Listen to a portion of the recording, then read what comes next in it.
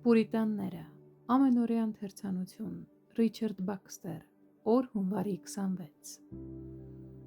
Ամբարիշտը թողե իր ճանապարհը, և անօրեն մարդը իր խորհուրդները,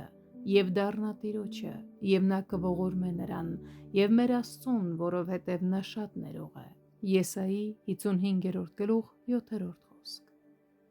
Որովհետև Աստված այնպես սիրեց աշխարհը, որ իր միածին Որդին տվավ, որ ամեն նրան հավատացողը չկորչի,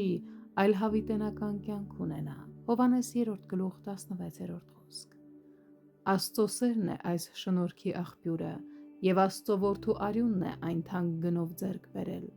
Աստծո հավատարմությունն ու ճշմարտությունն են պարտավորվել իրական դարձնել այս խոստումը,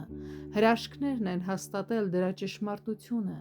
քարոզիչներն են ուղարկվել ողջ աշխարհով մեկ այն հռչակելու համար, սրբագործությունները հաստատվել և կիրառվել են, որպեսզի հանդիսավոր կերպով փոխանցեն առաջարկվող ողորմությունը նրանց, ովքեր կընդունեն այն,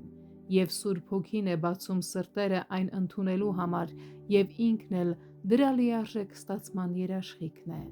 Այսպիսով, այս խոստման ճշմարտությունը անվիճելի է, որ նույնիսկ ձեզանից ամենամեղավորը և ձեզանից յուրաքանչյուրը, եթե դարձի գա, կարող է փրկվել։ Իհարկե, եթե ուզում եք հավատալ, որ կփրկվեք առանց դարձի գալու, դուք հավատում եք ստին,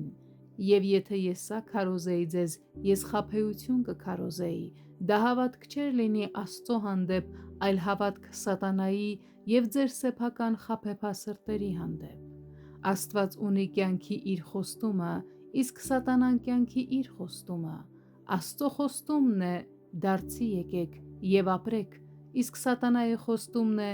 դուք կապրեք, անկախ նրանից դարձի կգաք թե ոչ։ Աստծո խոսքն ասում է.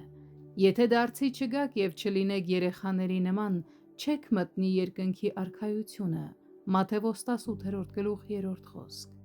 Եթե մեկը վերստին չծնվի, կարող չէ Աստծո արքայությունը տեսնել։ Հովհաննես 3-րդ գլուխ 3-րդ խոսք։ Հետևեցեք սրբությանը, որ առանց նրա ոչ ով Տիրոջը չի տեսնի։ Եբրայեցիս 12-րդ գլուխ 14-րդ խոսք։